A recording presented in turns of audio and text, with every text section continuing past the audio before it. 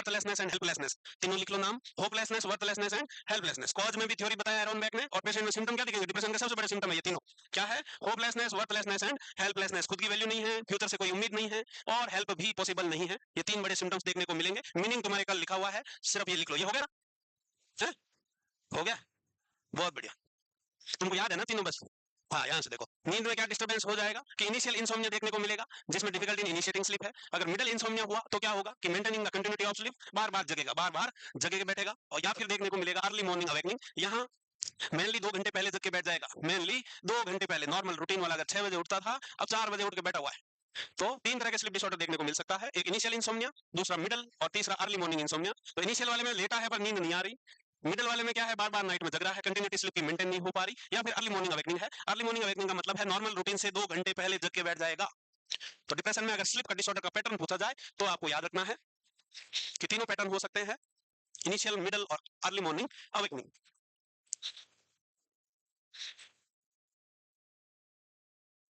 हवा आ रही है? कहां से आ रही है भाई? ये पंखे से आ रही है, इसको धीरे कर देते हैं। ठंड लगी होगी तुझे इस हवा से? हाँ, ये भी बात सही, लग जाती है भाई ठंड। डिप्रेशन में ये मिक्स सिम्टम्स दिख सकते हैं, अलग अलग पैटर्न, इंडिविजुअल डिफरेंस है। इनमें से कोई भी समस्या स्लिप की हो सकती है, या तो इनिशियल इंसोम्निया होगा जिसमें पेशेंट सो नहीं पाएगा, लेटेगा बट नींद नहीं आएगी। मिडिल वाला इंसोम्निया जो है, सो तो गया है एक बार तो नींद आ गई बट बार बार जगेगा। या फिर अर्ली मॉर्निंग अवेकनिंग होगी जिसमें 2 घंटे यूजुअल टाइम से पहले जग के बैठा रहेगा।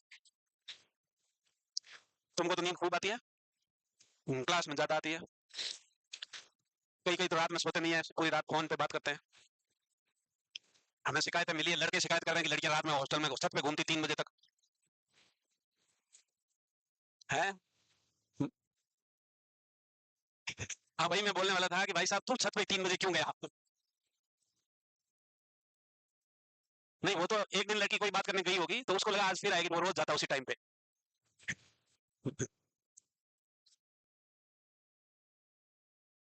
छोड़ो बेटा, रात में छत पर नहीं जाना है, सो जाएगा आराम से। थोड़ा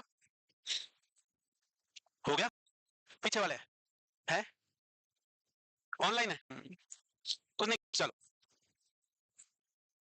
क्या पीछे क्या है? पीछे देखो जरा, पीछे क्या है पीछे? ये ये हाँ, लो, हो गया था ये। अरे हुआ कि नहीं? अरे बेटा, इतना क्या लिखेगी, सोएगा। हो गया, अब हो गया। उस पड़ोसी का देख लो जिसने नहीं देखा। इसके अलावा, और ये स्लिप जो जल्दी जग रहा है, इसका कारण क्या है? इसका कारण होता है reduced latency of REM sleep. REM sleep sleep दो तरह की होती है mainly, non rapid eye movement और rapid eye movement. Non rapid eye movement नाम से क्या समझ रहे हो कि ये स्टेट कैसी है, डीप स्लीप की स्टेट है, स्टेट ऑफ डीप स्लीप। वही आरईएम जो स्लीप है, ये स्टेट ऑफ लाइट स्लीप है। रैपिड आई मूवमेंट नाम है, अपन स्लीप डिसऑर्डर में डिटेल में पढ़ेंगे। जल्दी इसलिए जग जाता है कि जो ये हल्की स्टेज है, हल्की नींद वाली स्टेज, इसकी ड्यूरेशन घट जाती है, इसकी ड्यूरेशन कम हो जाती है, इसलिए वो जल्दी जग के बैठा रहता है। यानी कि वो गहरी नींद तो पूरी ले लेता है, उसके बाद जो हल्की नींद में सुबह के टाइम पसरे पड़े रहते हैं, वो गहरी नींद नहीं होती, वो वाली नींद के टाइम पे वो उठ के बैठ जाता है। इसी कारण वो अर्ली मॉर्निंग अवेकनिंग होता है। तो ये याद रखना है। इसके अलावा सबसे बड़ा फीचर आपको पता ही है, anhedonia. Anhedonia, lack of interest और lack of pleasure in previously pleasurable activity. इसके अलावा guilt feeling, guilt guilt guilt है। गिल्ट क्यों आएगा कि पहले खुद को ब्लेम करेगा, हर चीज के लिए सेल्फ एक्यूज करेगा कि मैं ही बुरा था, इस गांव में मैं रहता हूं इसलिए इस गांव का भी बुरा हो रहा है, मेरे ही कारण फैमिली का बुरा हो रहा है, ऐसे सारे सेल्फ ब्लेम करके, और फिर गिल्ट फीलिंग आएगी, मैं ऐसा क्यों हूं। हाँ। इसके अलावा एनर्जी का मामला बिल्कुल नहीं रहेगा, लैक ऑफ एनर्जी फील करेगा, बिना काम किए लेटे लेटे थका थका हुआ रहेगा, काम कुछ नहीं करेगा, लेटा रहेगा पूरे दिन, फिर भी थकान रहेगी, फिर भी थकान का महसूस करेगा, डिक्रीज एनर्जी लेवल है, और बहुत इजीली थकान है। उसके बाद वो मैं नहाने गया, बाहर आके थक गया, खाना खाते खाते थक गया भाई साहब। तो इजीली फटीगेबिलिटी है, थकान बहुत ज्यादा। इसके लिए एक टर्म लिखवाया हुआ है तुमको, क्या है वो? किसी को याद है? कोई है वो जीनियस बच्चा? Physical and mental fatigue after very little effort. हाँ, बोल रहे हो, सही बोल रहे हो, कौन बोला? हाँ, न्यूरोस्थीनिया है वो। क्या है? Neurasthenia, physical and mental fatigue after a very little effort. जैसे तुम्हारा हाल हो जाता है, बुक खोल के ऐसे 5 मिनट पढ़ा, ओह माय गॉड कितनी थक गई हूं मैं। तो बहुत लिटिल एफर्ट करते ही बहुत ज्यादा थकान का महसूस होना, उसको न्यूरोस्थीनिया बोलते हैं। क्या बोलते हैं? न्यूरोस्थीनिया। लिखा हुआ है पहले शायद तुम्हारे।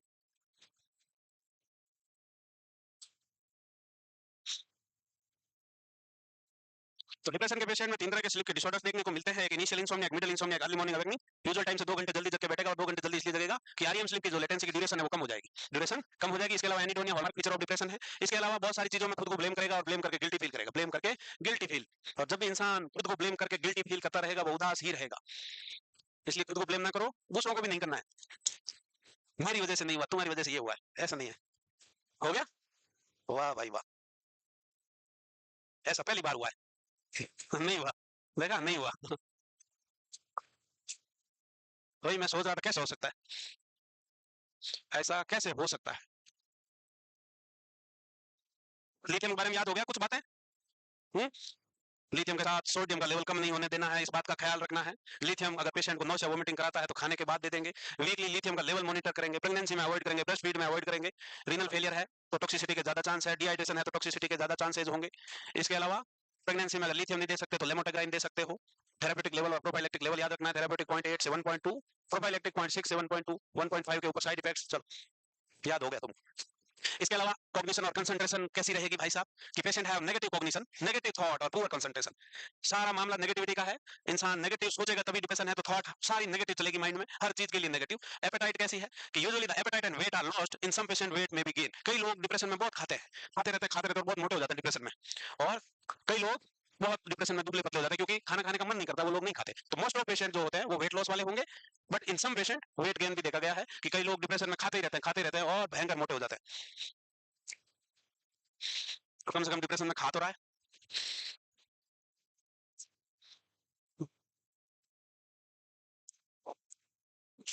मैंने वाले को कौन सा खाना देगी रे? हैं? क्या उंगलियों की सब्जी बनाओगी? हैं? हाँ, सैंडविच खिलाओगे। और इन सम पेशेंट 1.5 के ऊपर साइड इफेक्ट्स। चलो याद हो गया तुम। इसके अलावा कॉग्निशन और कंसंट्रेशन कैसी रहेगी भाई साहब, कि patient have negative cognition, negative thought और पुअर कंसंट्रेशन। सारा मामला नेगेटिविटी का है। इंसान नेगेटिव सोचेगा तभी डिप्रेशन है, तो थॉट सारी नेगेटिव चलेगी माइंड में, हर चीज के लिए नेगेटिव। एपेटाइट कैसी है कि usually the appetite and weight are lost, in some patient weight में बी गेन। कई लोग डिप्रेशन में बहुत खाते रहते और बहुत मोटे हो जाते हैं डिप्रेशन में। और कई लोग बहुत डिप्रेशन में दुबले पतले हो जाते हैं क्योंकि खाना खाने का मन नहीं करता, वो लोग नहीं खाते। तो मोस्ट ऑफ पेशेंट जो होते हैं वो वेट लॉस वाले होंगे, but in some patient weight gain भी देखा गया है कि कई लोग डिप्रेशन में खाते ही रहते हैं और भयंकर मोटे हो जाते हैं। तो कम से कम डिप्रेशन में खा तो रहा है। मैंने वाले को कौन सा खाना देगी रे? हैं? क्या उंगलियों की सब्जी बनाओगी? हैं? हाँ, सैंडविच खिलाओगे। समोसा? हाँ, कुरकुरे 10 रुपए के। बिल्कुल देना पड़ेगा भाई। ठीक है, ये तो बहुत पुरानी है। तुम चिढ़ाते हो इसलिए तुमको नहीं देता देगा। यूजुअली कॉमनली लॉस्ट होगा, बट कई पेशेंट डिप्रेशन में ज्यादा खाते हैं तो वेट गेन होता है। दो ही बात लिखनी है, इतना क्या लिख रहे हो इसमें? नहीं हुआ ना? अरे हुआ नहीं भाई, ऐसे हो नहीं सकता। आज पढ़ लोगे रात में, हो जाएगा। लो जी बताओ, क्या कहता है ये? तुम पास्ट के बारे में नहीं सोचोगे क्या? आगे बढ़ जाओगे? तुम सोच रहे हो, कई लोग सोच रहे हैं पास्ट का भी। नहीं सोच रहे भाई पास्ट का? नहीं। तो इसमें क्या है कि negative thought about self environment and future, negative thought about self environment and future. Past का रोल नहीं है। ऐसा एरॉन बैग ने नहीं कहा, बाकी लोग तो पास्ट के बारे में सोचते ही हैं। एरॉन बैग ने जो ट्रैक दिए थे उनमें ये नहीं है, तो याद रह जाएगा तुमको। एक नंबर है, बहुत बढ़िया हो गया। साइकोमोटर एजिटेशन या ट्रैक दिए थे उनमें ये नहीं है, तो याद रह जाएगा तुमको। एक नंबर है, बहुत बढ़िया हो गया। सोचते ही हैं, एरॉन बैग ने जो ट्रैक दिए थे उनमें ये नहीं है, तो याद रह जाएगा तुमको। एक नंबर है, बहुत बढ़िया हो गया। साइकोमोटर एजिटेशन या रिटार्डेशन देखने को मिलेगा। तो साइकोमोटर का मतलब तुमको पता ही है। साइकोमोटर का मतलब क्या? एक्टिविटी में चेंजेस आना, एक्टिविटी में चेंजेस आना। जिसको साइकोमोटर का मीनिंग पता है वो लिखने की जरूरत नहीं। साइकोमोटर का मतलब क्या है? पेशेंट की मेंटल प्लस फिजिकल एक्टिविटी में कुछ ना कुछ चेंज आएगा। तो डिप्रेशन वाले में क्या आएगा? साइकोमोटर रिटार्डेशन होगा। क्या होगा?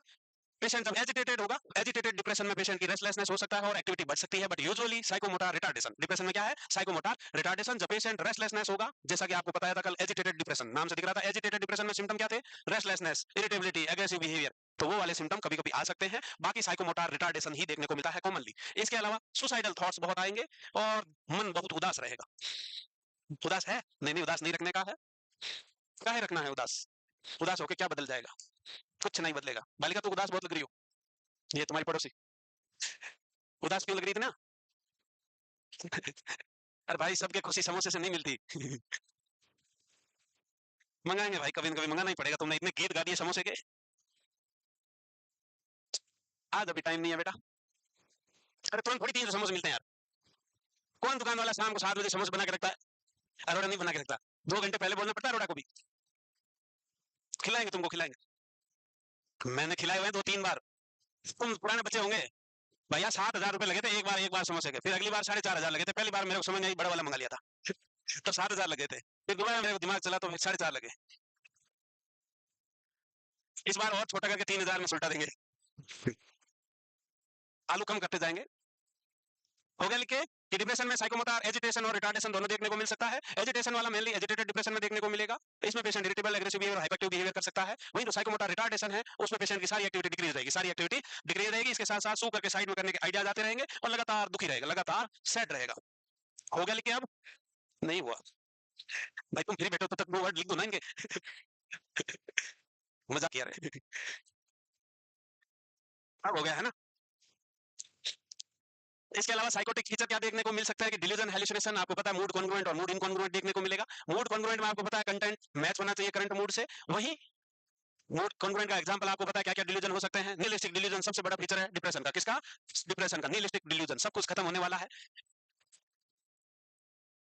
तो डिल्यूजन एंड हेलुसिनेशन का मीनिंग अभी भी किसी को नहीं पता, ऐसा कोई बालक बालिका है कोई? निहिलिस्टिक डिल्यूजन सबसे बड़ा फीचर है, मैच होना चाहिए करंट मूड देखने को मिल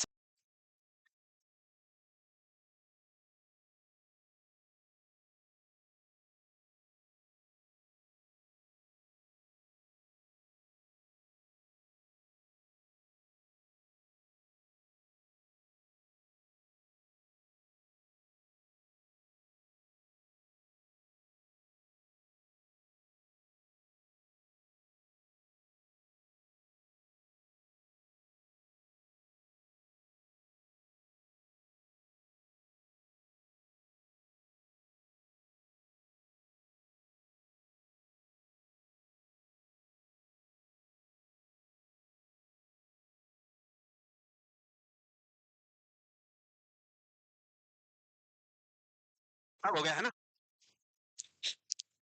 इसके अलावा साइकोटिक फीचर क्या देखने को मिल सकता है कि डिल्यूजन, हेलुसिनेशन, आपको पता है मूड कॉन्ग्रुएंट और मूड इनकॉन्ग्रुएंट देखने को मिलेगा। मूड कॉन्ग्रुएंट में आपको पता है कंटेंट मैच होना चाहिए करंट मूड से, वही मूड कॉन्ग्रुएंट का एग्जांपल आपको पता है क्या क्या डिल्यूजन हो सकते हैं। निहिलिस्टिक डिल्यूजन सबसे बड़ा फीचर है डिप्रेशन का। किसका? डिप्रेशन का निहिलिस्टिक डिल्यूजन, सब कुछ खत्म होने वाला है। तो डिल्यूजन एंड हेलुसिनेशन का मीनिंग अभी भी किसी को नहीं पता, ऐसा कोई बालक बालिका है कोई? कोई तो होगा यार, ऐसा ना हो सकता। तो delusion is false fixed unshakable beliefs, hallucination is perception without stimuli, mood congruent का मतलब होता है पेशेंट का भी करंट मूड कैसा है वैसा ही डिल्यूजन होगा। जैसे डिप्रेशन में करंट मूड उदास वाला है, सैड है, मूड कैसा है? सैड है, तो सारे डिल्यूजन वो जिसमें सैड मूड दिखेगा। जैसे निहिलिस्टिक डिल्यूजन तो हो ही गया, इसके अलावा feeling of guilt, self accusation, delusion of guilt और delusion of self accusation, worthlessness, hopelessness, ये सारे कैसे होंगे? डिप्रेशन में हुए तो ये मूड कॉन्ग्रुएंट कहलाएंगे। मूड इनकॉन्ग्रुएंट में आपको पता है मूड से मैच नहीं करेगा, मूड से मैच नहीं करेगा। मैच हो रहा है कुछ? अरे तुम मैच कर पा रहे हो? नहीं? करो करो भाई।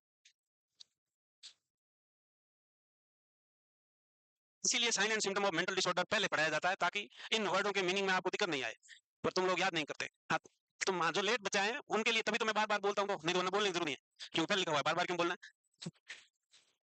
हेलुसिनेशन तो पता है बेटा पुराने नए वाले बच्चे।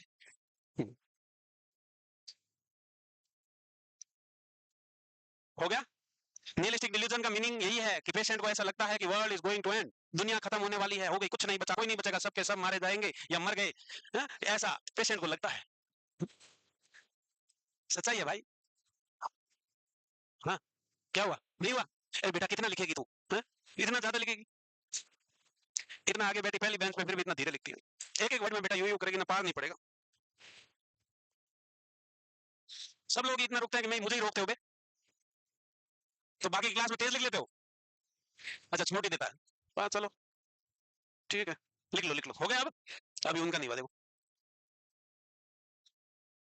इनकॉन्ग्रुएंट कंटेंट मैच नहीं करेगा डिल्यूजन का। डिप्रेशन के मूड से जो डिल्यूजन हो रहा है वो मैच नहीं करना, मूड इनकॉन्ग्रुएंट डिल्यूजन कहलाएगा। यहाँ अगर पेशेंट को ऐसा डिल्यूजन आ रहा है कि वो इस धरती का सबसे रिचेस्ट आदमी है, वो इस धरती का सबसे रिचेस्ट पर्सन है, अगर ऐसा डिल्यूजन है तो वो डिप्रेशन के मूड से मैचिंग नहीं है। अगर वो सबसे रिचेस्ट होता तो वो आज अभी डिप्रेशन में नहीं होता इस कंडीशन में, अगर वो सबसे रिचेस्ट होता तो। ये मेनिया वाले के लिए मूड कॉन्ग्रुएंट है। एक बार क्वेश्चन आया कि most common cause of mood congruent delusion क्या होगा? आंसर क्या होगा? ऑप्शन दे देता हूँ, सिजोफ्रेनिया, डिप्रेशन, दोनों में से एक बता दो। ऑप्शन में अगर मेनिया हो तो भी आपको करना है, डिप्रेशन है तो भी करना है। तो मूड जो कॉन्ग्रुएंट डिल्यूजन होगा वो मोस्ट कॉमनली मेनिया और डिप्रेशन में देखने को मिलेगा। किसमें मिलेगा? मेनिया और डिप्रेशन में। क्योंकि मेनिया और डिप्रेशन में पेशेंट को डिल्यूजन्स वैसे ही होंगे जैसा उसका अभी मूड होगा। अगर वो डिप्रेशन में है तो निहिलिस्टिक डिल्यूजन होगा, अगर वो मेनिया में है तो ग्रैंडियोसिटी होगा, तो ये मूड कॉन्ग्रुएंट हुए। तो most common cause of mood congruent delusions is either depression और मेनिया, आइदर डिप्रेशन और मेनिया। हो गया तुम्हारा, जल्दी हो जाता भाई, इधर रुकना पड़ेगा हमको। Richest man on the earth, इसका मतलब ये ग्रैंडियोसिटी है, डिल्यूजन ऑफ ग्रैंडियोसिटी है, इसको ग्रैंडियर डिल्यूजन भी बोलते हैं, डिल्यूजन ऑफ ग्रैंडियर ऐसे भी बोल सकते हो।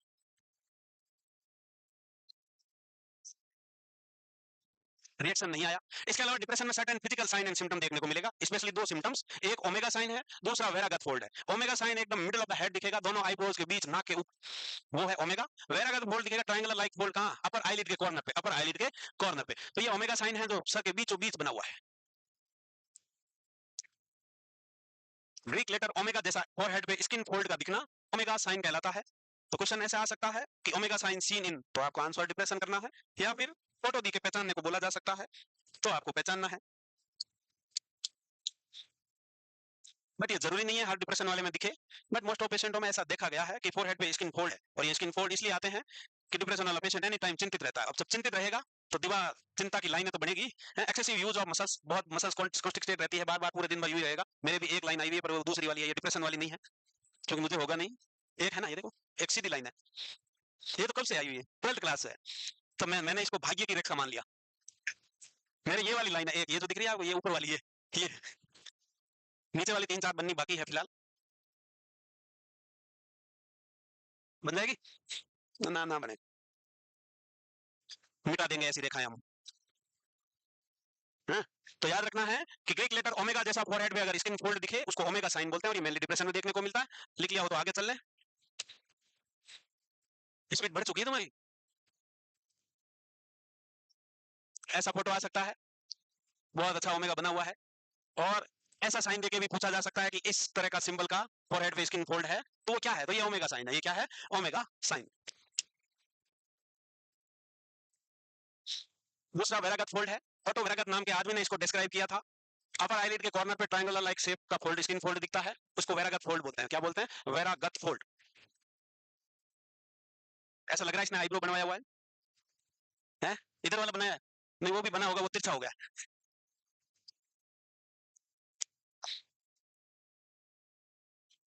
तो दो फिजिकल साइन, एक ओमेगा दूसरा वेरागत।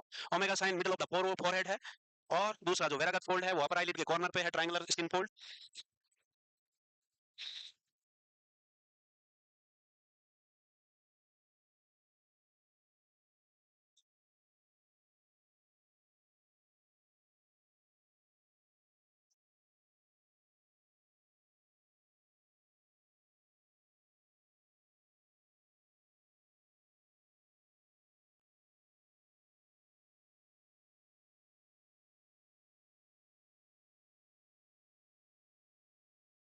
एनीडोनिया, guilt feeling, insomnia, early insomnia हो सकता है, मिडिल इंसोम्निया हो सकता है, early morning 2 hours before awakening हो सकती है, और 2 आवर बिफोर जो अवेकनिंग होती है वो आरईएम स्लीप की जो पीरियड ड्यूरेशन होती है वो डिक्रीज हो जाती है। इसके अलावा साइकोमोटर रिटार्डेशन या एजिटेशन देखने को मिल सकता है। इसके अलावा पेशेंट का यूजुअली एपेटाइट डिक्रीज रहता है और वेट लॉस होता है, but in some patient weight gain can also seen. इसके अलावा आपको दो फिजिकल साइन देखने को मिलेंगे, दो फिजिकल साइन में एक ओमेगा साइन है, दूसरा वेरागत फोल्ड है। ये लो दोनों आ गए अलग अलग, ठीक है। तुम दिमाग में फिट बैठा लो, जो बीचों बीच है वो ओमेगा है, साइड वाला वेरागत है, बस है उसमें भी है। वो ओमेगा नहीं बन रहा ना इसमें, कहाँ ओमेगा दिख रहा है आपको? देखो अब ऐसे है, उसमें भी है। तुम दिमाग में ये लो दोनों आ गए अलग अलग, ठीक है। तुम दिमाग में फिट बैठा लो, जो बीचों बीच है वो ओमेगा है, साइड वाला वेरागत है, बस है उसमें भी है। वो ओमेगा नहीं बन रहा ना इसमें, कहाँ ओमेगा दिख रहा है आपको? देखो अब ऐसे आप इमेजिन करोगे तो कुछ भी दिखेगा। पूरे पे है वो, उसमें बीच में नहीं है ना भाई, पूरा बना हुआ है, पूरा है, ये देखो बीचों बीच प्योर। अब अच्छी बुरी से हमें क्या करना है? अब बताओ भाई साहब, मेनिया और मेलेंकोलिया वर्ड कौन दिया? ये एक पुराना क्लासिफिकेशन था कि साइकियाट्रिक डिसऑर्डर दो तरह के होते हैं, एक मेनिया और दूसरा मेलेंकोलिया। ऐसा कौन बोला? हम्म तुमको पता है विलियम कुलेन ने क्या बोला? विलियम कुलेन ने, विलियम कुलेन ने क्या दिया? न्यूरोसिस वर्ड दिया। क्या दिया है? न्यूरोसिस। एमिल क्रेपलिन ने डिमेंशिया प्रीकॉक्स दिया, वहीं हिपोक्रेट भैया ने ये दिया, और यूगन ब्लूलर ने सिजोफ्रेनिया दिया। तो लिख लो एक लाइन ऊपर कि हिपोक्रेट्स ने क्लासिफाई किया था पहले मूड डिसऑर्डर को mania and melancholia, melancholia older word है डिप्रेशन के लिए, प्रीवियस वर्ड फॉर डिप्रेशन। तो मेलेंकोलिया पुराना वर्ड है डिप्रेशन को डिस्क्राइब करने के लिए, उसके बाद मेलेंकोलिया वर्ड को रिप्लेस करके उसकी जगह डिप्रेशन वर्ड लिया गया है। तो mania and melancholia word is given by Hippocrates. अब इसमें देखने का कुछ नहीं है, इसमें भी देखोगे झांक रहे हैं ना कुछ लोग, यूं यूं लो लिखो हिपो, लिखो हिपो। अब देखें कि डिप्रेशन में सुसाइड का क्या चांसेस है, क्या फैक्टर्स होते हैं, क्या इंडिकेशंस है, और कौन और क्यों करेगा, और कितने टाइप की सुसाइड है। तो डिप्रेशन में सुसाइड का मामला क्या है? The life time risk of suicide in severe depression is up to 15%, 15% लोग सुसाइड करने के चांसेस है। Depression can develop an increasing sense of hopelessness and they feel life is not worth living and they may consider suicide. जैसे जैसे इंसान में hopelessness बढ़ता जाएगा, उसको लगता है अब जीना व्यर्थ है, जी के क्या करना है जब आगे कुछ अच्छा होना ही नहीं है, तो आगे कुछ उम्मीद ही नहीं है, तो जी के क्या करना है, कुछ अच्छा नहीं होगा, कुछ नहीं बदलेगा, ये सोच के इंसान सू करके साइड करने के विचार करता रहेगा। Patient who have lost hope are particularly at risk of suicide. जिसने भी होप छोड़ दी, उम्मीद छोड़ दी, वो सुसाइड की चांसेस बहुत ज्यादा बनती है, क्योंकि उम्मीद जहां नहीं है वहां कुछ नहीं हो सकता, वहां सुसाइड हो सकती है। तो उम्मीद हमेशा बनाए रखनी है, चाहे किसी भी मामले में हो। Patient must always be asked about their hope for future. सबसे बड़ी रिस्पांसिबिलिटी होती है कि जब भी हमको कोई सुसाइड वाला पेशेंट हम या हमको डाउट लगे कि ये सुसाइड कर सकता है या प्लान बनाया है, सीधा सीधा पूछने का है क्या प्लान है? फ्यूचर का प्लान क्या है, क्या प्लान है, व्हाट इज द प्लान, या होप फॉर फ्यूचर। तो ध्यान रखना है कि आपको कभी ऐसा विचार आया कि अब जीना बहुत मुश्किल लग रहा है, ऐसा कोई प्लान बनाया? बनाया? अबे ऐसा नहीं बनाना भाई, बेकार प्लान है वो, चेंज करो उसको, चेंज। जिंदा रहोगे तो हर समस्या का समाधान होगा, चले जाओगे 2 दिन रो के लोग भूल जाएंगे। जिंदा रहोगे तो पूरे चांसेज है कि सॉल्यूशन मिलेगा। निपट गए मतलब कुछ नहीं है, अब अगले जन्म में पता नहीं कोई कीड़े मकोड़े बन जाओगे। इससे अच्छा है अभी इंसान बनाया ऊपर वाले ने, इसको खूब अच्छे से जियो, उम्मीद के साथ जियो, पॉजिटिव माइंडसेट के साथ जियो, सब अच्छा होगा। कि डिप्रेशन में सुसाइड इंसान तब करता है जब इंसान में होपलेसनेस डेवलप हो जाती है, और जब होपलेसनेस डेवलप होगी तो उसको लगता है अब कुछ बदलेगा नहीं, कोई उम्मीद नहीं है, तो सुसाइड कर सकता है। 15% रिस्क है कि सुसाइड कर सकता है। पेशेंट से डायरेक्टली पूछना है कि आपको लगा क्या आप जीना बहुत मुश्किल है, ऐसा लगा क्या, या कुछ प्लान बनाया क्या? पेशेंट से डायरेक्टली पूछना ही है। अगर वो नहीं बता रहा है तो आपको खुद खुद के पूछना है, तो बताएगा वो। सडन इंप्रूवमेंट हो गया हो पेशेंट की कंडीशन में, तो भी वो सुसाइड का इंडिकेशन है। सीवियर डिप्रेशन वाला पेशेंट इतने दिनों से न बोल रहा था, न खा रहा था, न पी रहा था, किसी से बातें नहीं कर रहा, चुपचाप अपने बेड पे पड़ा रहता था। अब अचानक से एक दिन सुबह सुबह उठ के नहा धो के तैयार और सबसे बातें कर रहा है, और सबसे हंस हंस के बातें कर रहा है, बोला अब सब ठीक हो जाएगा, कुछ समस्या नहीं है, अब कुछ नहीं रहेगा, कोई समस्या नहीं है, अब सब ठीक हो चुका है या हो जाएगा। इसका मतलब है कि भाई साहब ने प्लान बना लिया है फाइनल, कि मुक्ति लेने का, इस जिंदगी से मुक्ति लेने का, समस्याओं से मुक्ति लेने का प्लान सेट कर चुका है। तो आपको याद रखना है कि sudden improvement in a severely depressed patient condition, it's an pure indication of suicide, it's an pure indication of suicide, and your nursing responsibility is increase suicide precaution by direct observation, by direct observation. हो गया? शाबाश। हाँ, इतने plan हमने बना के cancel कर दिए, तुम्हारा अभी भी कुछ नहीं हुआ।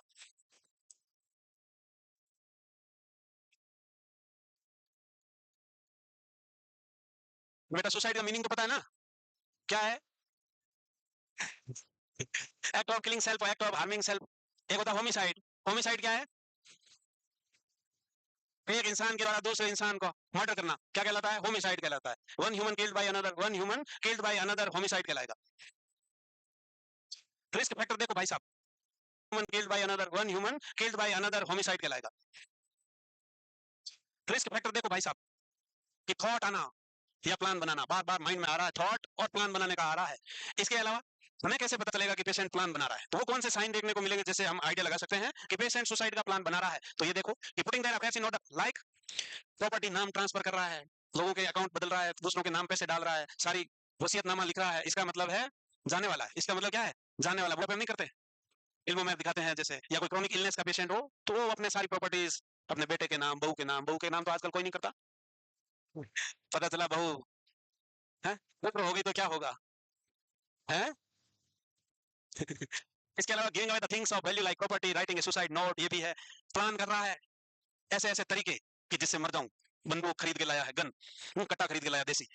इसके अलावा या फिर कोई लार्ज अमाउंट ऑफ पेस्टिसाइड इकट्ठा किया, जहर, या फिर रस्सी, मजबूत रस्सी खरीद के लाया है मार्केट से, इसका मतलब मामला गड़बड़ होगा।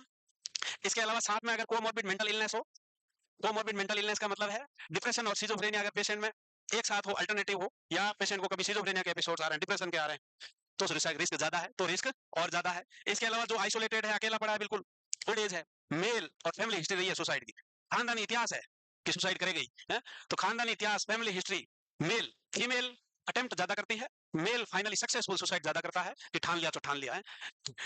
फीमेल क्या डर जाती है, पंखा रस्सी लेके पंखे के ऊपर विचार किया, फिर सोचा, बहुत सारा सोचा और रोके उतर गई वापस। अच्छा है वैसे वो, अब मेल सन की है, वो जाएगा सीधा लटक जाएगा। ऐसा नहीं करने का है, विचार बदल सकते हैं। तो ऐसे पेशेंटों पे बिल्कुल नजर बनाए रखना है कि जो प्लान बना रहा हो, रिटर्न नोट्स लिख रहा हो, प्रॉपर्टी ट्रांसफर कर रहा हो, पैसे ट्रांसफर करवा रहा हो, उन पे बिल्कुल कड़ी नजर बनाए रखना है कि ये सुसाइड कर ही सकते हैं। तो तुम बिल्कुल नजर बनाए रखने का है। या फिर पेशेंट सामान खरीद के लाया है, गन लाया है, पेस्टिसाइड लाया है, घर में बहुत सारा हार्पिक 5 लीटर खरीद लिया है, चूहे मारने की दवाइयों के पैकेट लाया है बहुत सारे, या रस्सी लाया है मजबूत। सबसे लीथल तरीका है, most common type of suicide क्या है? हाँ, मोस्ट कॉमन वाला हैंगिंग है। सबसे खतरनाक वाला क्या है? गोली, गोली, गन शॉट है सबसे लीथल यानी डेंजरस। एक ही गोली इधर या इधर काम तमाम हो जाएगा। तो मोस्ट लीथल पूछे टाइप तो वो है gun shot, and most common है जो, वो है हैंगिंग।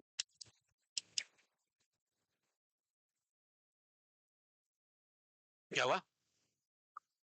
जरूरी नहीं है पंखे से ही लटके, हाँ पेड़ से भी लटक जाते हैं कई लोग, पर तुमको नहीं लटकना रे, तुम अलग चीज हो। अगर कोई उदास हो, ऐसे विचार आ रहे हो, तो वो खुल के हमें बता सकता है, हम उसका सॉल्यूशन बताएंगे। हम्म, क्या निकल गई? ऐसा नहीं बोलते भाई। नहीं नहीं, वो तो मोटिवेट कर देंगे, वो नहीं जाने नहीं देंगे वो। हो गया ये? अरे हो गया। कोई एग्जाम में 4 तरह की सुसाइड होती है, एक अल्ट्रुइस्टिक होती है, एक अनोमिक होती है, एक इगोइस्टिक होती है, एक फैटलिस्टिक होती है। तो वो बेस्ड ऑन कॉज है कि क्या कारण रहा है, सुसाइड के पीछे का कॉज क्या है, उस पे बेस पे है वो डर हमने क्लासिफाई किया है टाइप ऑफ सुसाइड। तो वो भी देखेंगे आगे।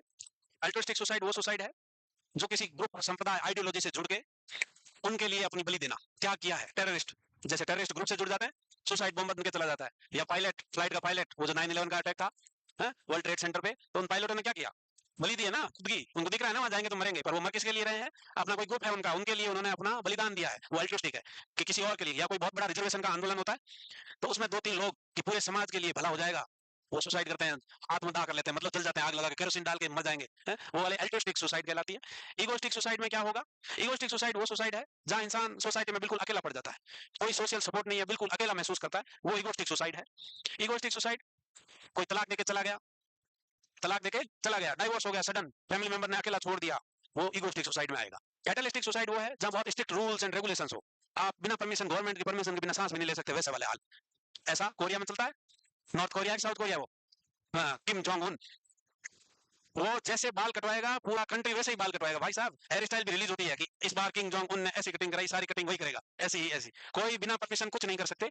या फिर जेल में कैदी है, बिल्कुल बंद है, कोई फ्रीडम नहीं है, वो लोग जो सुसाइड करते हैं वो फैटलिस्टिक सुसाइड कहलाती है। आगे आएगा, लिखना है। हो गई अब? इसके आई गया लो। फीमेल डर के हमने 4 टाइप की सुसाइड बताई है, egoistic suicide, altruistic suicide, anomic suicide और फैटलिस्टिक सुसाइड।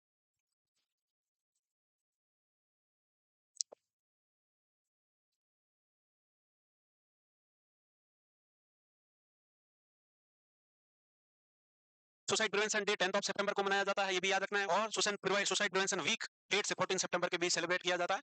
यहाँ सुसाइड प्रिवेंशन और अवेयरनेस बताई जाती है लोगों में कि सुसाइड नहीं करना है, ये कायरता का काम है। अगर ऐसे विचार आए तो आप अपने किसी नियर और डियर फैमिली मेंबर, फ्रेंड्स, किसी को किसी के साथ शेयर करो, लोगों से आप सपोर्ट लो, अकेले मत रहो और माइंड को रिलैक्स रहो। ये सारे तरीके लोगों को अवेयर करना होता है। अभी करंट इंडिया की सुसाइड रेट क्या है? हाँ, लगभग अभी इंक्रीज हो गई 12.4 तक, 12.4 पर 1 लाख पॉपुलेशन, पर 1 लाख पॉपुलेशन, ये है सुसाइड रेट।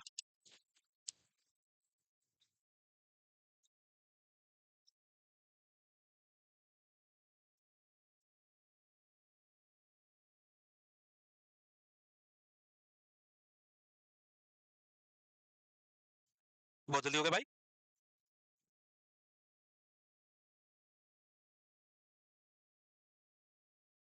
इगोइस्टिक सुसाइड क्या है? कि related to the person being alone, or an outsider and subsequently they see themselves alone with this world. इंसान बहुत अकेला हो जाता है, इंसान बहुत अकेला हो गया है, उसको लगता है वो इस सोसाइटी से बिलोंग ही नहीं करता है, बिल्कुल अकेला, कोई सहारा नहीं, कोई सहारा नहीं। अगर ऐसा जब फील आता है तब वो जाके क्या करता है, सुसाइड करता है। This type of person has low social interaction with others. Already ये पर्सन कैसा रहता है, रिजर्व टाइप रहता है, दूसरों से घुलता मिलता नहीं है, ये सेल्फ सेंटर्ड है। ऑलरेडी ये पर्सन क्या रहता है, सेल्फ सेंटर्ड रहता है, लोगों से घुलता मिलता नहीं है। इसके कारण अब कोई भी उसकी लाइफ में रिलेशनशिप रही नहीं, क्योंकि उसने मेंटेन किया ही नहीं। ये किसमें होता है, हाई क्लास लोगों में देखने को मिलता है। बहुत एक इंसान बहुत सक्सेसफुल है, बहुत बड़ा बिजनेसमैन है, पर सोसाइटी से और पब्लिक से रिलेशनशिप बिल्कुल नहीं है, तो सक्सेस का क्या करेगा, सक्सेस का क्या करेगा, रहेगा तो अकेला। तब उसको ऐसा लगता है मैं बहुत अकेला हूं, तब वो लोग सुसाइड करते हैं, उसको इगोस्टिक सुसाइड बोलते हैं। फिर आता है altruistic suicide. Altruistic suicide is when social group involvement is too high, expectation from group is being met at a very high level, such as sacrifice for cult और रिलीजन। किसी पर्टिकुलर ग्रुप, ऑर्गेनाइजेशन या फिर कोई religion के लिए, या फिर कोई रिलीजन के लिए अपना त्याग करना, बलिदान देना, क्या कहलाता है, एल्ट्रिस्टिक सुसाइड कहलाता है। सुसाइड बम्बर है एग्जांपल आपके सामने, कि example would be A suicide बम्बर।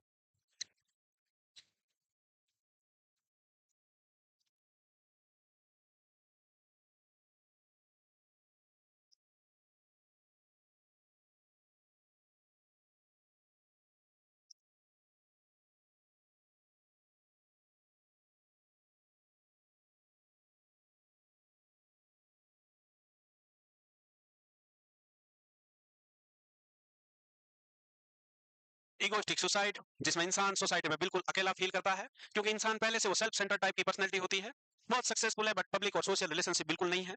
Finally वो बहुत अकेला महसूस करता है, सोसाइटी से डिटैच्ड फील करता है, आइसोलेटेड फील करता है। इस सुसाइड को हम इगोइस्टिक सुसाइड बोलते हैं।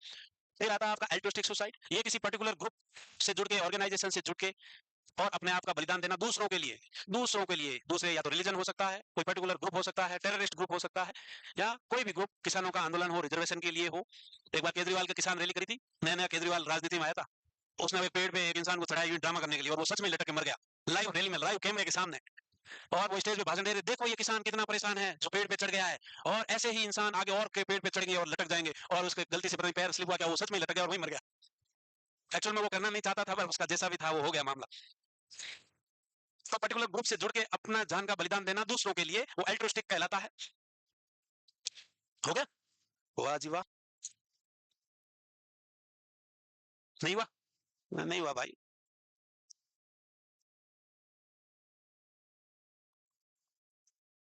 क्या हुआ, कुछ विचार आया, तुम दोनों, इन दोनों का है पीछे वालों, है बेटा, बोलो बोलो, मन में मत रखो, है बेटा, कल्चर नहीं है बेटा।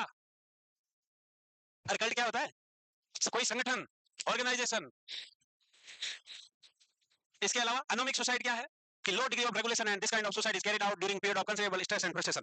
यहाँ कोई ना कोई सडन ऐसी सिचुएशन अराइज हो गई जिसमें इंसान बहुत ज्यादा टेंशन और फ्रस्ट्रेशन में है, स्ट्रेस और फ्रस्ट्रेशन में है। एग्जांपल देखो, फाइनेंशियल लॉस हो गया, financial loss, financial market crisis, किसी ने शेयर मार्केट में पैसे लगाए हुए हैं बहुत ज्यादा, करोड़ों रुपए, और शेयर मार्केट एकदम से धड़ाम क्रैश हो गया, एकदम से जो अभी 50 लाख रुपए दिख रहे थे अकाउंट में, वो जीरो होते टाइम नहीं लगता, वो कुछ ही सेकंड में जीरो हो सकता है।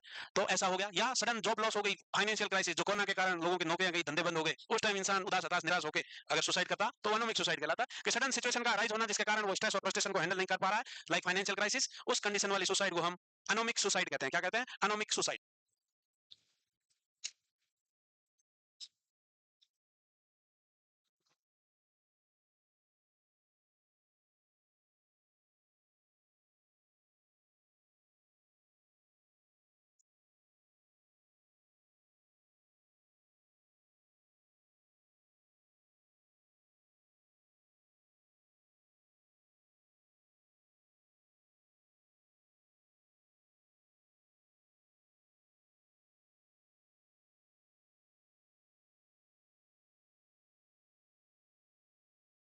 हो गया, अगला आपका फेटलिस्टिक सुसाइड।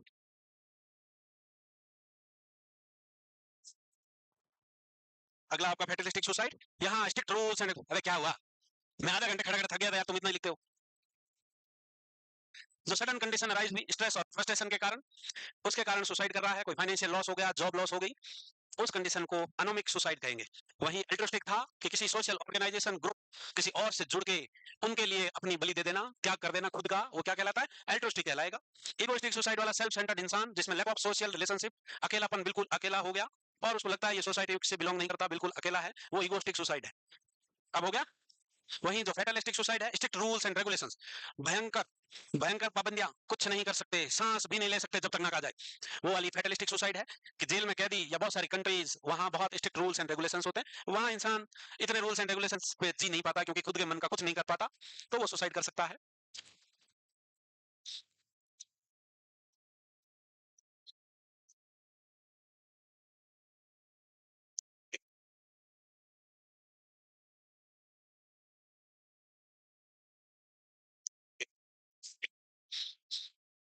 बाकी इंडिया में तो तानाशाही है नहीं इतनी।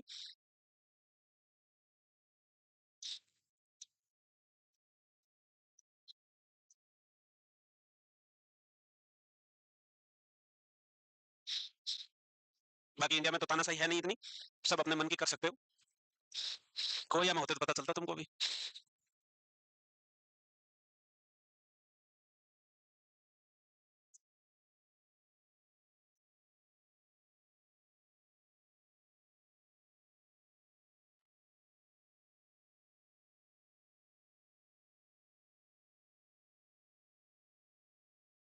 क्या स्पेलिंग बोलूं क्या? PRI, राहुल बेटा लिख, प्रिजनर यानी कैदी बेटा, जेल में बंद वाले कैदी। हो गया? तो राहुल के नाम लेके कौन, अच्छा भाई तो दिख नहीं रहा उनको, तो साइड हो जाओ, तुम साइड से देख लो। ऐसे राहुल कोई 11 फीट का है नहीं, राहुल सीधा सिंसियर बच्चा है, बहुत हार्ड वर्किंग। हो गया भाई? हुआ नहीं अभी भी। इसी का मतलब क्या है? सेल्फ सेंटर्ड इंसान है, बहुत सक्सेसफुल हो गया पर उसके बावजूद सोसाइटी से रिलेशनशिप नहीं है, तो बहुत अकेला महसूस करता है अपने आप को, वो इगोस्टिक सुसाइड है। एनोमिक सुसाइड वो सुसाइड है जहां सडन कोई स्ट्रेस और फ्रस्ट्रेशन आ गया, फाइनेंशियल लॉस, जॉब लॉस, तो वो एनोमिक सुसाइड कहलाएगा। अल्ट्रिस्टिक सुसाइड किसी और ग्रुप ऑर्गेनाइजेशन से जुड़ के, जैसे टेररिस्ट ग्रुप होते हैं, ऑर्गेनाइजेशन होते हैं, या कोई बहुत बड़ा आंदोलन हुआ उसमें जुड़ के और खुद की जान दे दी, वो क्या कहलाएगा? अल्ट्रिस्टिक। और फेटलिस्टिक का मतलब है जहां बहुत ज्यादा स्ट्रिक्ट रूल्स एंड रेगुलेशंस है, इंसान खुद से कुछ नहीं कर पाता, तब उसको लगता है मेरा खुद का कुछ है ही नहीं, मैं कुछ नहीं कर सकता, तो जीने का क्या फायदा। हम्म? उम्र कैद हो गई है किसी को, पता है 60 साल 65 साल तक यही सड़ के जाऊंगा, तो क्या करना है जी के गए हैं, यही अंदर रहना है, तो जी के भी क्या करना है, तो सुसाइड वो वाला है। इसके अलावा सुसाइडल रिस्क में आप, होपलेसनेस है, male age at the 40 year of age, unmarried, unmarried, divorce और विडोड, तीनों में खतरा है क्योंकि ये अकेले हैं। इसके अलावा रिटर्न सुसाइड प्लान है, अर्ली स्टेज ऑफ डिप्रेशन है, ये याद जरूर रखना है कि कभी भी सीवियर डिप्रेशन में पेशेंट सुसाइड नहीं कर पाता। सीवियर डिप्रेशन में सुसाइड क्यों नहीं कर पाएगा?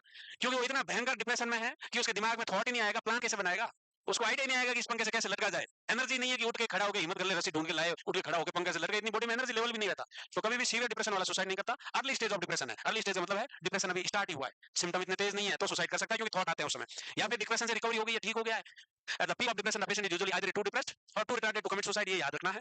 या फिर रिकवरी हो रहा है डिप्रेशन से, सीवियर डिप्रेशन था, एंटी डिप्रेशन चली, थॉट आने लगे, पहले तो थॉट नहीं आ रहे थे, अब थॉट आने लगे हैं, तो आपको ध्यान रखना suicide precautions through out the treatment, ध्यान रखना है जब भी पेशेंट की डिप्रेशन से रिकवरी हो रही है, आपको सुसाइड प्रिकॉशंस ज्यादा लेने हैं, क्योंकि अब थोड़ा ठीक हुआ है, अब विचार आएंगे सुसाइड के, क्योंकि पहले जब डिप्रेशन सीवियर था तब तो विचार नहीं आ रहे थे, और जब डिप्रेशन स्टार्ट हुआ तब भी रिस्क ज्यादा थी। और period of 3 month from the recovery, period of 3 month from the recovery, 3 महीने अब रिकवर हो चुका है, उसके बाद फुल आइडियाज आएंगे, फुल थॉट नॉर्मलाइज हो गई है, अब वो प्लान बना सकता है, पास्ट के बारे में सोच सकता है, जो भी नेगेटिव थॉट्स के बारे में सोच के, और सुसाइड का प्लान बना सकता है। तो आपको सिंपल सी चीज याद रखना है कि जब भी पेशेंट सीवियर डिप्रेशन में होगा वो सुसाइड नहीं कर पाएगा, या तो अर्ली स्टेज ऑफ डिप्रेशन में करेगा, या रिकवरी हो रहा हो तब करेगा। और आइडियली हमको सुसाइड प्रिकॉशंस और ध्यान रखना है पेशेंट का 3 महीने तक, अगर वो रिकवर हो गया उसके बाद 3 महीने तक ध्यान रखने का है, अदरवाइज वो सुसाइड अटेम्प्ट कर सकता है, या फिर रिटर्न प्लान ना लिया हो, अकेला हो, सबसे बड़ा फैक्टर होता है अकेला। इसके अलावा अकेले के साथ साथ कोई होप नहीं है, कोई उम्मीद नहीं है, तो उम्मीद की किरण होना बहुत जरूरी है।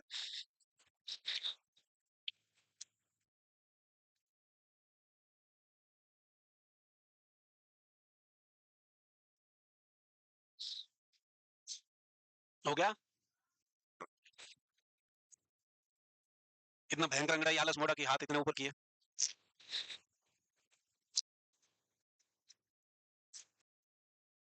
ये सारे फैक्टरों पे आता है question, which of the following is risk factor for suicide, इसमें एक एक्सेप्ट पूछ सकते हैं या कौन सा फैक्टर है, कुछ भी पूछा जा सकता है, तो आपको ध्यान रखना है।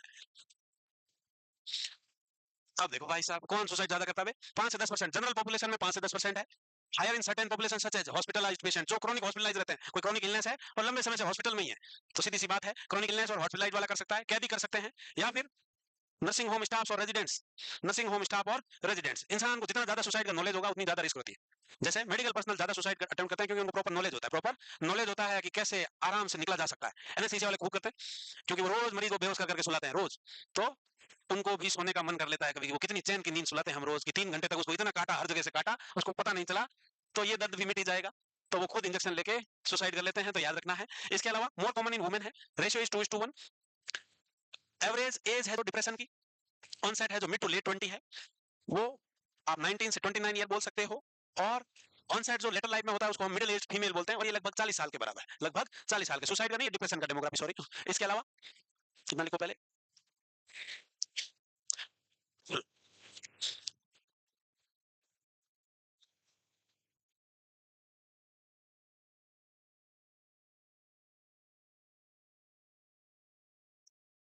तो depression is two time more common in female as compare to mail.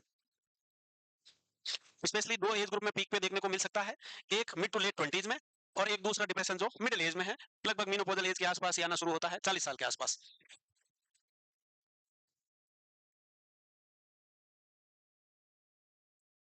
क्या हुआ है?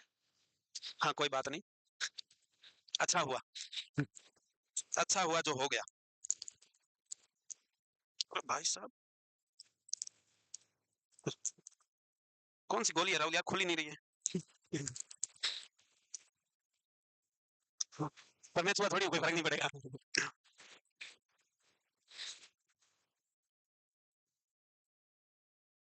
हो गया। हम्म।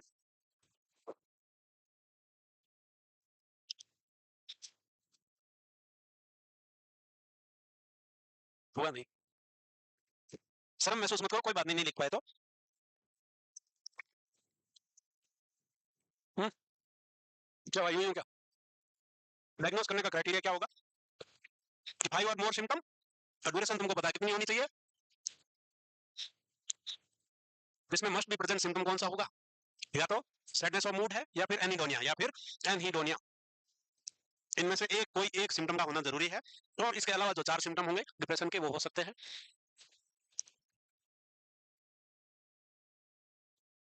कुछ लंबा मत लिखो, डायग्नोस्टिक क्राइटेरिया लिख लो, शॉर्ट करना सीखा करो। मुझे ही करके लाना पड़ेगा लग रहा है। पर मैं शॉर्ट करके लाऊंगा, कहीं समझ नहीं आएगा कि क्या क्राइटेरिया हो गया। तो 2 हफ्ते तक 5 या उससे अधिक सिम्टम का होना, और जिसमें मस्ट बी प्रेजेंट सिम्टम है वो आइदर सैडनेस ऑफ मूड और एनहीडोनिया। तो लोग सोच रहे हैं एनहीडोनिया कहाँ लिखा है।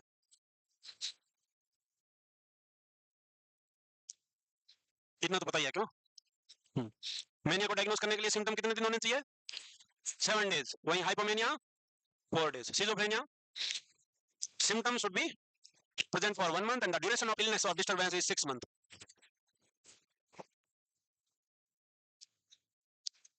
ये क्वेश्चन आया हुआ एग्जाम में। To make the diagnosis of depression, the symptoms should be present for 1 week, 2 week, 3 week, 4 week. तो तुमको आंसर क्या देना है वो तुम जानते हो। 2 हफ्ते। अगर 2 week ऑप्शन में ना हो तो 14 डेज। इतने तो बुद्धि है ही।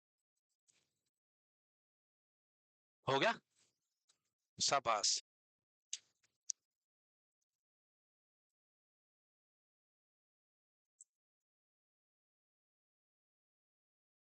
लिखो रे।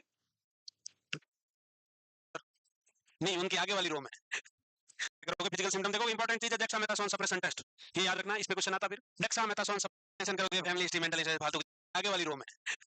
चारों धीरे धीरे लिख रही है। इसके अलावा भाई साहब हिस्ट्री लोगे, फिजिकल एग्जामिनेशन करोगे, फैमिली हिस्ट्री, मेंटल फालतू की चीजें सारे करोगे। फिजिकल सिम्टम देखो, इंपॉर्टेंट चीज है डेक्सामेथासोन सप्रेशन टेस्ट, ये याद रखना, इस पे क्वेश्चन आता फिर। डेक्सामेथासोन सप्रेशन टेस्ट क्या है? तो नॉर्मल इंसान में जब भी डेक्सामेथासोन का इंजेक्शन लगाया जाएगा तो वो कोर्टिसोल का लेवल कम करता है। क्या करता है? कोर्टिसोल का लेवल कम करता है। जबकि डिप्रेशन वाले पेशेंट में डेक्सामेथासोन लगा के कोर्टिसोल का लेवल चेक करेंगे तो वो कोर्टिसोल का लेवल कम नहीं होगा। क्यों? क्योंकि डिप्रेशन वाले में ऑलरेडी कोर्टिसोल का लेवल हाई होता है, डेक्सामेथासोन देने के बाद भी कोर्टिसोल का लेवल कम नहीं होता। तो failure of dexamethasone suppression test बोलते हैं इसको, कि depression dexamethasone fails to decrease the level of cortisol. ये याद रखना है, क्योंकि हाइपोथैलेमस पिट्यूटरी एक्सिस डिप्रेशन में हाइपर एक्टिव होता है, और जब hypothalamus pituitary axis hyper active होगा तो कोर्टिसोल का लेवल सीक्रेट ज्यादा करेगा, इसलिए डिप्रेशन में कोर्टिसोल का लेवल बढ़ा हुआ है, तो डेक्साना के देने के बाद भी डिक्रीज नहीं होगा। तो डेक्सामेथासोन सप्रेशन टेस्ट किसके लिए करते हैं, ऐसा जरूर याद रखना है। तो ये डिप्रेशन के लिए करते हैं।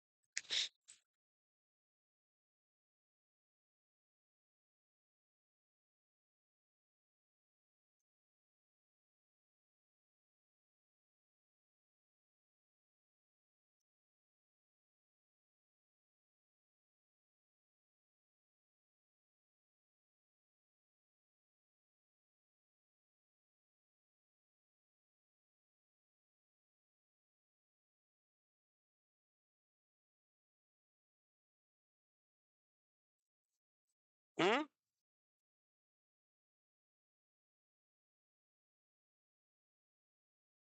अब हो गया है ना? अभी भी नहीं? टेस्ट कब करना है? तो रात को 11 बजे आपको डेक्सोना दे देना है पेशेंट को, मॉर्निंग में 8 बजे सैंपल लेना है, मॉर्निंग में 8 बजे कोर्टिजोल का सैंपल लेना है। तो रात को 11 बजे आपको, इसके अलावा याद रखना है कि मान लो कि पेशेंट का टेस्ट कब करना है, तो रात को 11 बजे आपको डेक्सोना दे देना है पेशेंट को, मॉर्निंग में 8 बजे सैंपल लेना है, मॉर्निंग में 8 बजे कोर्टिजोल का सैंपल लेना है। तो याद रख लेना है कि after the midnight early morning में सैंपल ले लेंगे। तो मिनिमम एवरेज आफ्टर कितने हॉर्स हो गए, कितने घंटे बाद हो गया, 8 घंटे बाद, 8 hours after the injection of dexamethasone sample of cortisol should be taken. तो याद रखना है नाइट में 11 बजे लगा दिया कोर्टिसोल डेक्सामेथासोन, तो सुबह 8 बजे सैंपल लेना है, सुबह 8 बजे ब्लड सैंपल लेना है सीरम कोर्टिसोल को असेस करने के लिए। सिंपल सी बात में याद रख लेना, 8 घंटे बाद लेना है, डेक्सोना लगाने के 8 घंटे बाद मिनिमम। डिप्रेशन को असेस करने की स्केल है, नाम याद रख पाओ तो रख लो कि बैक डिप्रेशन इन्वेंटरी है। इसके अलावा centre for epidemiological studies depression scales है, हैमिल्टन रेटिंग स्केल्स है, hospital anxiety and depression scales है, और जेरियाट्रिक डिप्रेशन स्केल्स है, और प्रोफाइल ऑफ मूड स्टेट्स है। स्केल्स के नाम आपको याद रखना है, अराउंड बैक वाली और हैमिल्टन वाली। इस पर कभी कभी क्वेश्चन ऐसा आता है, which of the following all are depression rating scale और डिप्रेशन असेसमेंट स्केल एक्सेप्ट। तो आपको नाम अगर सुने सुने से लगेंगे तो एक आध नंबर चटका सकते हो, वरना सुने सुने लगने से नुकसान हो जाता है। तो नाम सुना सुना सा रखना है। एरॉन बैक ने तो डिप्रेशन की कॉग्निटिव ट्रायड सिम्टम थ्योरी सारी दी है, तो बैक डिप्रेशन इन्वेंटरी तो याद रख ही लोगे। दूसरा हैमिल्टन भी याद रह जाएगा, हैमिल्टन है दोनों। अच्छा होगो,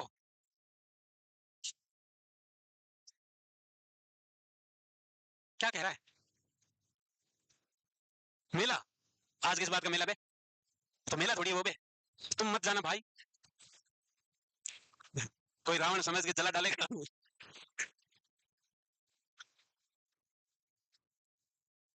क्या ही देखोगे, छोटे बच्चे हो क्या, क्या देखोगे? भाई साहब वो रावण ऐसे जलाया तो आड़ा गिर गया, तो रॉकेट सारे इधर बाहर, टीवी में भी न्यूज में भी आता है कि रावण तिरछा गिर गया और रॉकेट इधर से उधर जा रहे हैं। इसलिए दूर रहने का है, दूर।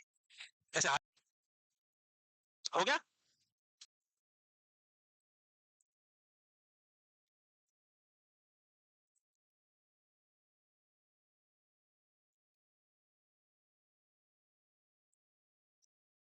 इंडिया, और what are the risk factors और हिंट, पेशेंट से क्या हिंट मिल रहे हैं कि कब वो सुसाइड कर सकता है, वो जरूर याद रखना है। अब हुआ, तुमने तो फोन में फोटो खींचा है।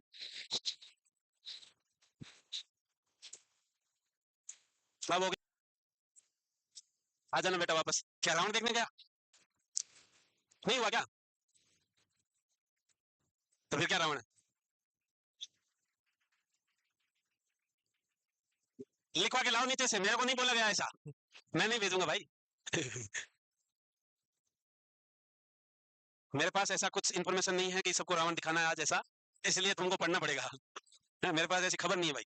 तुम जाओ तो नीचे से लिखवा के लेके आओ। मैनेज करने के लिए ईसीटी देंगे, और आइडियली ईसीटी 3 टाइम से वीक चलती है, 3 टाइम से वीक अल्टरनेट डे, और 3 टाइम से वीक बोल सकते हो, 6 to 12 ईसीटी दे सकते हैं। साइकोथेरेपी देंगे, cognitive behaviour therapy, interpersonal therapy, group therapy, behaviour therapy. Cognitive behaviour में अबनॉर्मल थॉट को इंप्रूव कराना है, इंटरपर्सनल में रिलेशनशिप इंप्रूव करने की थेरेपी है। ग्रुप थेरेपी आइडियली डिप्रेशन वालों के लिए बहुत अच्छी है, ताकि वो ग्रुप कम्युनिकेशन, फीलिंग को एक्सप्रेस करना, बातें शेयर करना और ग्रुप में कैसे रहते हैं वो सीख सकता है। और बिहेवियर मॉडिफिकेशन है बिहेवियर थेरेपी। इसके साथ साथ दवाइयां देंगे एंटी डिप्रेसेंट्स। एंटी डिप्रेसेंट्स को बोलते हैं मूड एलिवेटर्स। क्या कहते हैं? Mood elevators. इसके अलावा और क्या बोलते हैं एंटी डिप्रेसेंट्स को? थाइमोलेप्टिक, वेरी गुड, थाइमोलेप्टिक्स। इसके अलावा सोमेटिक थेरेपी भी देंगे अलग ईसीटी के साथ साथ, और ट्रीटमेंट में सोमेटिक थेरेपी होती है, जैसे सीजनल अफेक्टिव डिसऑर्डर के लिए लाइट थेरेपी देते हैं। क्या देते हैं? Light therapy. तो 10,000 ल्यूमिनेशंस के व्हाइट बल्ब के आगे रोज 30 मिनट्स बैठा के रखना है, वो लाइट थेरेपी है। इसके अलावा वेगस नर्व स्टिमुलेशन भी होता है, वेगस नर्व को स्टिमुलेट करते हैं जिससे ब्रेन स्टिमुलेट होता है और न्यूरोट्रांसमीटर्स का लेवल बढ़ता है। इसके अलावा डीप ब्रेन स्टिमुलेशन भी करते हैं, ट्रांसक्रेनियल और ट्रांसक्रेनियल मैग्नेटिक स्टिमुलेशन भी करते हैं। ये थेरेपीज है, वो भी देखेंगे। हो गया अभी इतना लिखे? हो गया था? हाँ ये देखो बालिका क्या कर रही है, लाइट को देखना है सिर्फ।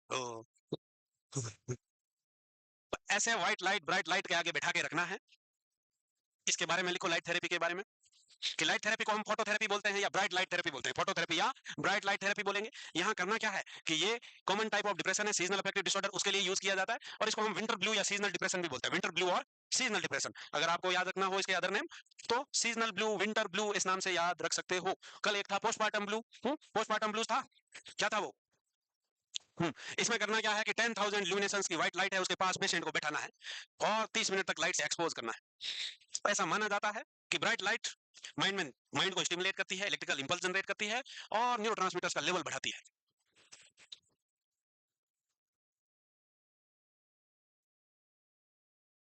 Light therapy is type of somatic therapy used for seasonal affective disorders also known as seasonal blue or winter blue। इसमें पेशेंट स्पेशली विंटर में उदास, हताश, निराश हो जाता है। इसमें करना क्या है कि ब्राइट लाइट और व्हाइट लाइट के आगे 30 मिनट तक इंसान को बैठाए रखेगा। 10,000 ल्यूमिनेशन का पावर होगा उस व्हाइट लाइट का।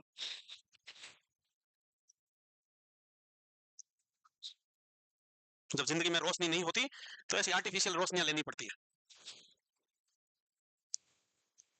हम्म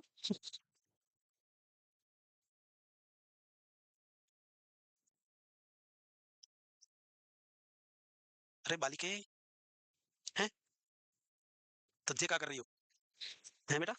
इतना सीन से रहेगा कि उसको भेजेंगे तो भी नहीं जाएगा यार। तुम तो इनका गया गया गया, ये देखो। कुछ नहीं रखा, राउंड में पढ़ोगे। हाँ, राउंड राउंड सब सेट हो जाएंगे। हम्म इसलिए थोड़ी देर रुक जाओ, तुम भी साथ ही चलेंगे। सीजनल अफेक्टिव डिसऑर्डर के लिए देते हैं और 30 मिनट तक ब्राइट लाइट के आगे बैठा के रखना है। 30 मिनट तक ब्राइट लाइट है जिसका पावर होगा 10,000 ल्यूमिनेसेंस। वेगस नर्व स्टिमुलेशन, ऐसा फोटो देख के तुरंत पहचान लेने का है कि ये वेगस नर्व स्टिमुलेशन है, एक नर्व इंपल्स जनरेटर या फिर कैसा, ये पेस मेकर टाइप एक डिवाइस होती है जो इंपल्स जनरेट करती है। इंपल्स जनरेट या पल्स जनरेटर बोल सकते हो। ये एंटीरियर चेस्ट वॉल पे इंप्लांट करना है। कहां करना है? एंटीरियर चेस्ट वॉल पे इंप्लांट कर देंगे और जो इसका इलेक्ट्रोड है वो वेगस नर्व से कनेक्ट कर देंगे और यहाँ से इंपल्स जनरेट होगा, वेगस नर्व स्टिमुलेट होगी। और वेगस नर्व स्टिमुलेट होती है, वेगस नर्व बॉडी के दोनों साइड होती है। वेगस नर्व अपने नेक के दोनों साइड होती है। Right vagus nerve, left vagus nerve. Left vagus nerve कहां जाती है? लेफ्ट वेगस नर्व ब्रेन को जाती है, राइट वेगस नर्व हार्ट को जाती है। तो हमको कौन सी करनी है? लेफ्ट करनी है। तो ये ध्यान रखना है, ऐसा फोटो तुम जरूर याद रख लेना, एग्जाम आ जाए तो पहचान लेना है इसको। अब इसके बारे में लिखो। Vagus nerve stimulation involve using a device to stimulate the vagus nerve with electrical impulse. There one vagus nerve on the each side of your body. When the vagus nerve is stimulated, electrical impulse travel to the area of the brain. This alter the brain activity to treat certain conditions. The device are surgically implanted under the skin on the chest. ये सब बता दिया तुमको अभी। A wire is threaded under the skin, connected to device to the left vagus nerve से connect करना है हमको। और when the activated, the device cause electrical signal to be sent to the left vagus nerve to the brain stem, which then affect the brain। अरे कौन बोल रहा है इतनी जोर जोर से? क्या हुआ है? मत लिखो, याद कर लो। मत लिखो, मैं तो कह रहा हूँ ना, सिंपल सी चीज है कि एक impulse generator anterior chest wall पे इंप्लांट करेंगे और उसका जो वायर है वो लेफ्ट वेगस नर्व पे कनेक्ट करेंगे। उस मशीन से इंपल्स जनरेट होगा, वेगस नर्व स्टिमुलेट होगी और वो लेफ्ट वेगस नर्व ब्रेन में जाती है तो ब्रेन को स्टिमुलेट करेगी और न्यूरोट्रांसमीटर का लेवल बढ़ाएगी। अगर ये याद रह सकता है तो मत लिखो। क्या न्याल करोगे जो लोग इतने आलसी है बे? नहीं कि तुम लिखो ही लिखो, हमारा मकसद इतना ही। ये पूरा प्रोसीजर लिखा हुआ है। क्या मामला है कि बॉडी में दो वेगस नर्व होती है तुम्हारी गर्दन के दोनों तरफ, एक दिमाग को जाती है और एक हार्ट को जाती है। जो दिमाग को जाती है वो लेफ्ट और जो हार्ट को जाती है वो राइट। तो हमको दिमाग को ही स्टिमुलेट करना है और दिमाग को स्टिमुलेट करना है तो लेफ्ट वेगस नर्व को करेंगे। करेगा कैसा? तो एक इंस्ट्रूमेंट आता है वेगस नर्व स्टिमुलेटर, जिसको पल्स जनरेटर बोलते हैं, इंपल्स जनरेटर बोलते हैं। उसको इंटीरियर चेस्ट वॉल पे इंप्लांट करेगा, उसका वायर लेफ्ट वेगस नर्व से जोड़ेंगे, उस मशीन से इंपल्स जाएगा और दिमाग को स्टिमुलेट करेगा और स्टिमुलेट करेगा तो न्यूरोट्रांसमीटर के लेवल ऊपर नीचे होंगे और इससे इंसान की हालात में सुधार आएगा, डिप्रेशन वाले के। यही है। इसके जैसा एक और आएगा, deep brain stimulation. Deep brain का मतलब नाम से दिख रहा है, डीप ब्रेन। तो सेम चीज रहेगी, एंटीरियर वॉल पे चेस्ट पे एक पल्स जनरेटर इंप्लांट करेंगे, खोपड़ी में छेद करके एक वायर डालेंगे डीप इन द ब्रेन। अब वही, इससे इंपल्स जनरेट होगा, दिमाग स्टिमुलेट होगा। ऐसा ही एक होता है ट्रांसक्रेनियल मैग्नेटिक स्टिमुलेशन।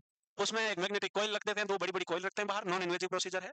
वो मैग्नेटिक फील्ड क्रिएट होगा और मैग्नेटिक एनर्जी से ब्रेन स्टिमुलेट होगा। अब तुम्हारे पल्ले कितना पड़ा, ये बात हमको पता नहीं है, वैसे इसमें मुश्किल कुछ नहीं है। इतना सा ध्यान रखना, ये कोई मशीन है, मशीन खुद को तो लगाएंगे यहाँ इंटीरियर चेस्ट पे और उसका तार जोड़ेंगे लेफ्ट वेगस नर्व से। इतना याद रह जाएगा, इतना ही रखना है।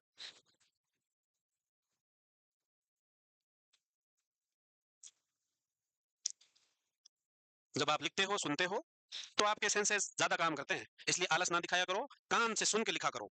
पर तुम्हारे तो तीन तीन सेंस काम कर रहे हैं पर करते नहीं है, एक साथ एक ही करते। मिस मैच है कुछ आंख और ऐसे भाई।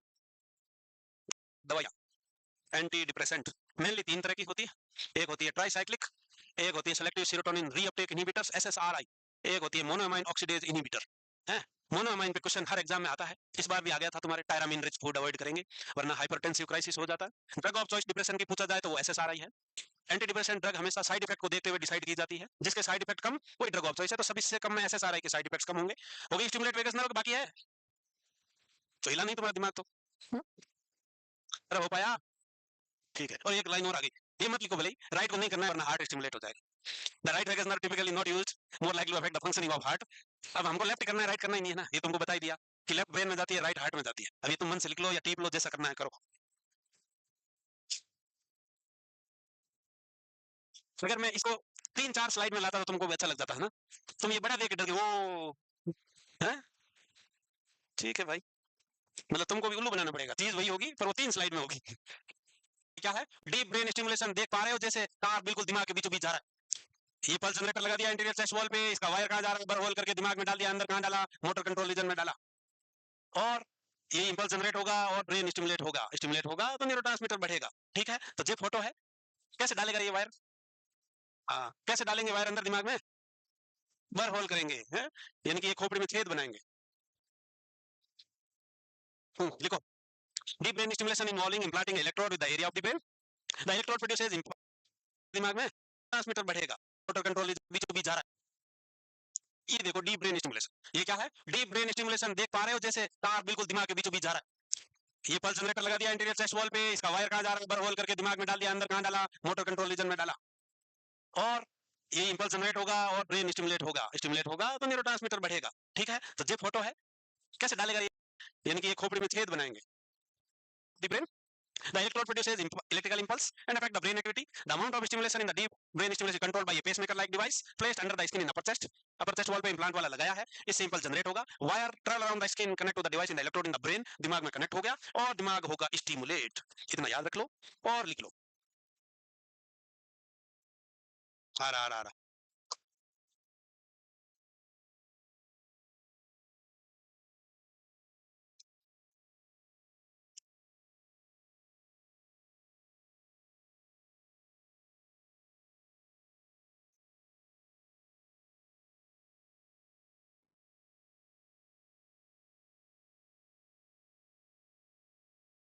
10,000 illumination की ब्राइट लाइट का आगे 30 मिनट बैठा के रखते हैं। दूसरा वेगस नर्व स्टिमुलेशन था, लेफ्ट वेगस नर्व को स्टिमुलेट करना है, इतना याद रख लेना। तीसरा आपका डीप ब्रेन है, ये डीप इन द ब्रेन एक इलेक्ट्रोड्स प्लेस कर देंगे, बाकी वेगस नर्व जैसा ही है, वेगस नर्व से न जोड़ते हुए जो इलेक्ट्रोड है वो डीप इन द ब्रेन डालेंगे और इलेक्ट्रिकल इंपल्स जनरेट होगा इस पल्स जनरेशन से और ब्रेन स्टिमुलेट होगा।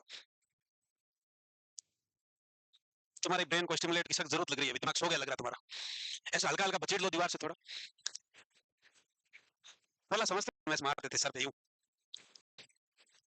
ना, पहले तो पड़ी होगी याद नहीं। हाँ जी, हो गया, देखने से उम्मीद ही छोड़ दी, फोटो लेके लिख दी है। कितनी तालियां बजा लो, अबे तुम भी उनके गैंगों में शामिल हो गए क्या? है, क्या कर लोगे? मैग्नेटिक स्टिमुलेशन रह गया है, ये ऐसा है, ऐसा। इधर देखो बे वो ये फोटो तुम्हारे लिए नहीं है। तो ये दो मैग्नेटिक कॉइल है, दिमाग के खबरिया के लगा दी, ये नॉन इन्वेसिव है, ये मैग्नेटिक कॉइल है जो मैग्नेटिक फील्ड जनरेट करेगी और इंपल्स जनरेट करके ब्रेन को स्टिमुलेट करेगी। तो ऐसा फोटो आ जाए तो याद रखना, पहचान लेना कौन सा प्रोसीजर है। तो ये रिपीटेटिव ट्रांसक्रेनियल मैग्नेटिक स्टिमुलेशन है, रिपीटेटिव ट्रांसक्रेनियल मैग्नेटिक स्टिमुलेशन है, लिखो। तो ट्रांसक्रेनियल मैग्नेटिक स्टिमुलेशन एक procedure that uses the magnetic field, ज्यादा नहीं है, ज्यादा नहीं है, है? हाँ हाँ, आर का मतलब रिपीटेटिव है। तो ट्रांसक्रेनियल मैग्नेटिक स्टिमुलेशन एक प्रोसीजर है जो मैग्नेटिक फील्ड को यूज करते हुए नर्व सेल्स और ब्रेन को स्टिमुलेट करेगा और डिप्रेशन के सिम्टम्स इंप्रूव करेगा, और इसको नॉन इन्वेसिव प्रोसीजर कहते हैं क्योंकि ये बिना सर्जरी के यूज होता है, और इसमें मेनली मैग्नेटिक कॉइल है जो हेड पे रखती है और वो मैग्नेटिक फील्ड क्रिएट करता है। अब लिखो, अरे तुम जल्दी से, मुझे याद है हमारे भी आज वार्ड की पार्टी है मेरे पास, जब से मैं सोच रहा हूँ इतने फोन क्यों आ रहे वार्ड के स्टाफ का। 7:30 ही था, अभी 7:30 हुई नहीं ना, मैं पहुंच जाऊंगा। पार्टी है होटल डेजल, अब वार्ड के स्टाफ ही होंगे रे, नाच गाना खाना पीना होगा क्या है? ऐसे ही प्री दिवाली गेट टुगेदर।